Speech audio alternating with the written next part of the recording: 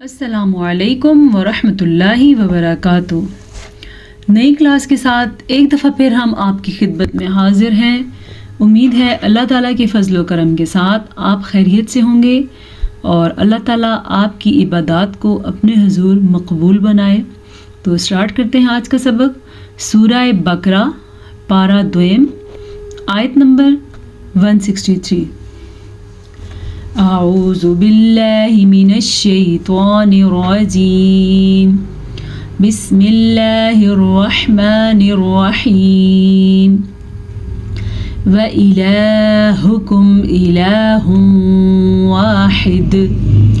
وَإِلَٰهُكُمْ، واو کے اوپر زبر ہے تو یہ آپ نے دھیان رکھنا ہے واو کی زبر لمبی نہ ہونا پائے، یعنی کہ بعض لوگ پڑھتے ہیں وا یا وا الہکم، یہ بہت غلط بات ہے۔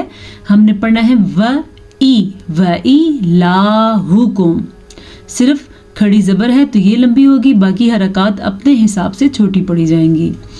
الہ واحد، تنوین کے بعد جمون میں سے واو آیا ہوا ہے تو ہم ان دونوں کو آپس میں ملا کے غنہ کر کے پڑھیں گے۔ جب بھی نون ساکن کے بعد یا تنوین کے بعد یا میم واو نون ان میں سے کوئی سا بھی حرف آ جائے تو ادغام بالغنہ کا قاعدہ ہوتا ہے، اس قاعدے کے حساب سے غنہ کریں گے۔ الہ واحد۔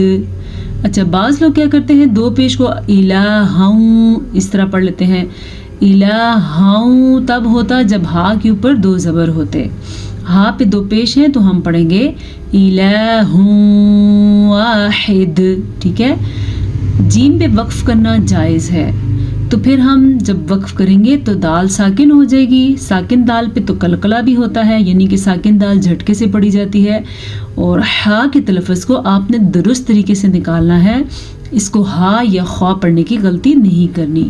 تو ہم اس کو پڑھیں گے الہ واحد، لا الہ الا هو الرحمن الرحیم، لا الہ۔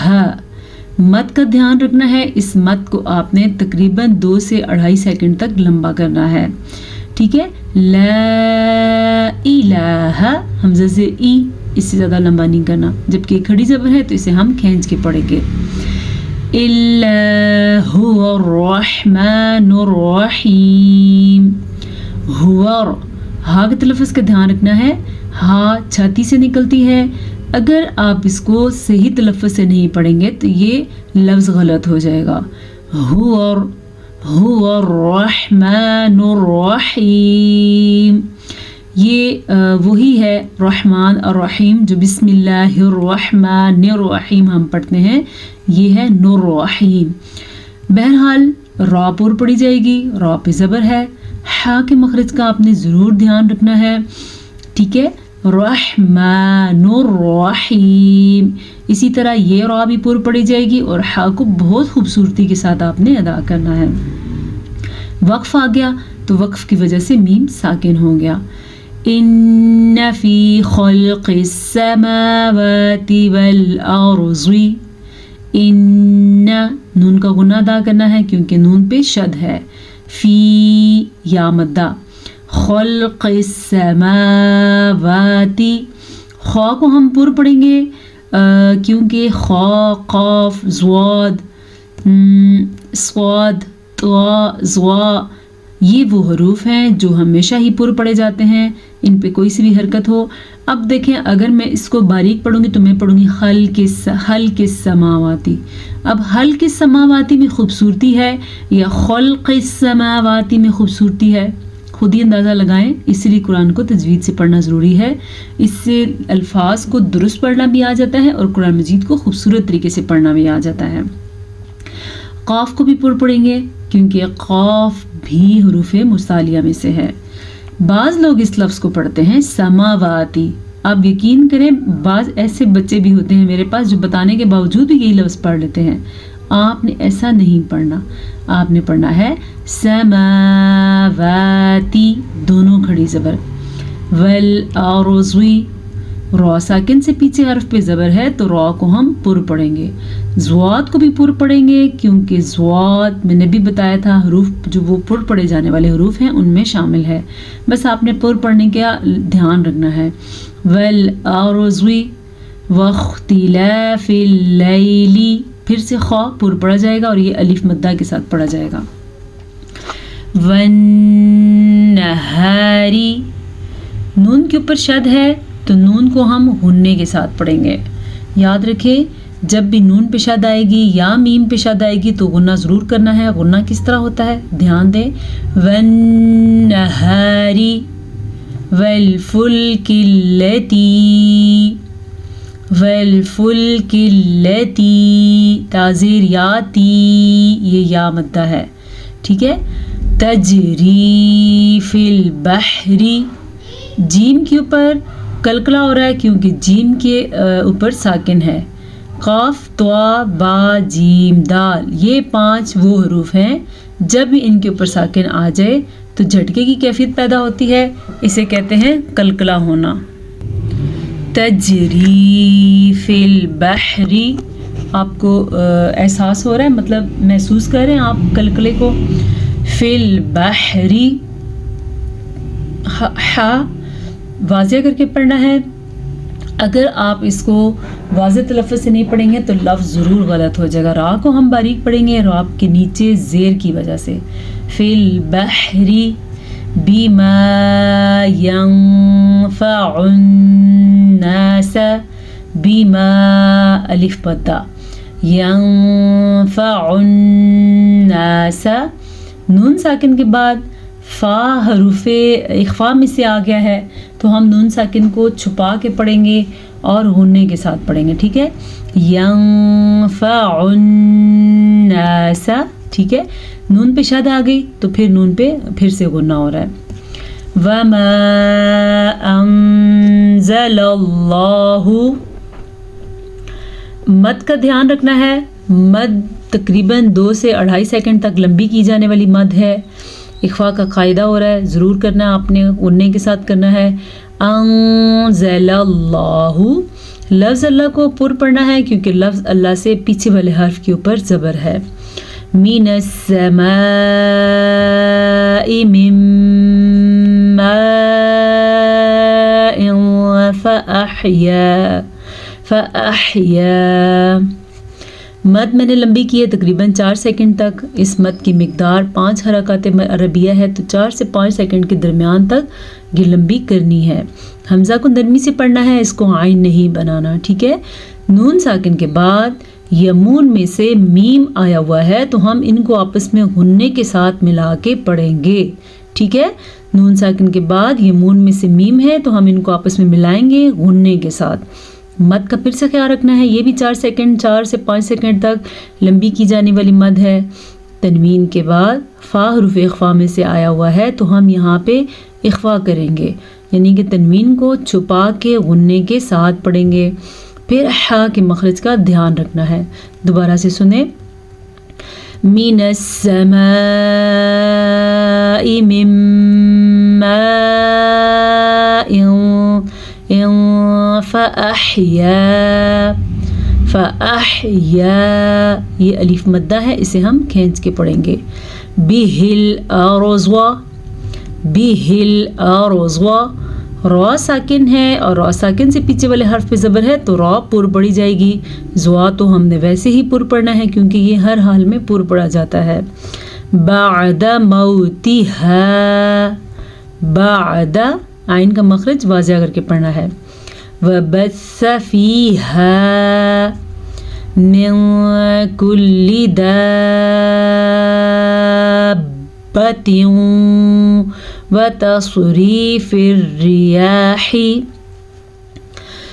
गौर से सुने, बहुत अहम बात मैं आपको बता रही हूँ। ये जो मद आपको नज़र आ रही है, इस मद के बाद अगर शद वाला हर्फ आ जाए तो फिर इस मद को अदा करते हुए इस लफ्ज़ को अदा करके शद वाले हर्फ को पकड़ के फिर उसको छोड़ देना है। एक तरफ से इस हर्फ पे आपने 2 से 3 सेकंड के लिए रुकना है, بلکہ اس سے بھی کم ٹائم کے لیے، تقریباً 1 سیکنڈ کے لیے آپ نے رکنا ہے اور پھر آپ نے اس کو چھوڑ دینا ہے. کیسے؟ داب. سمجھ آ گئی بات کی؟ کوئی سا بھی حرف یہاں پہ آ جائے تو آپ نے مد کے بعد شد والے حرف کو پکڑ کے چھوڑ دینا ہے. تنوین کے بعد یمون میں سے واو آیا ہوا ہے تو یہ ادغام بالغنہ ہو رہا ہے. سواد کو ہم نے پر پڑھنا ہے کیونکہ سواد تو ہمیشہ ہی پر پڑھا جاتا ہے. را کو ہم نے باریک پڑھنا ہے، را کے نیچے زیر ہے، یہ یا مدہ ہے، اسے بھی ہم نے کھینچ کے پڑھنا ہے. دوبارہ سنیں. دابتوں وتصریف الریاح، یہ را بھی باریک پڑھی جائے گی، را کے نیچے زیر ہے. حا کے مخرج کو واضح کر کے پڑھنا ہے. والسحابی، حا کے مخرج کو واضح کرنا. آج بہت زیادہ حا آ رہے ہیں، آج آپ کے پاس موقع ہے، آپ حا سیکھ سکتے ہیں. ریاحی والسحابی، میرے خیال سے والسحابل ہے. چلیں جی دیکھتے ہیں نیکسٹ پیج پہ. والسحاب المسخری، مسخری، 1 منٹ آئیے گا، ہم کیمرہ سیٹ کر لوں. والسحاب المسخری، خا کو پر پڑھنا ہے، شد کا دھیان رکھنا ہے اور را کے نیچے زیر ہے تو را باریک پڑھی جائے گی. اور ایک اور چیز کا خیال رکھنا ہے کہ میم پہ پیش ہے، اس کو لمبا نہیں کرنا. سین پہ زبر ہے، اس کو بھی لمبا نہیں کرنا. اسی طرح خا پہ زبر ہے تو اسے بھی ہم لمبا نہیں کریں گے. اب بعض لوگ اس لفظ کو پڑھتے ہیں مسخاری، تو یہ غلط ہے. نہ تو اس کو لمبا کر سکتے ہیں، نہ اس کو، اور نہ ہی ان دونوں کو.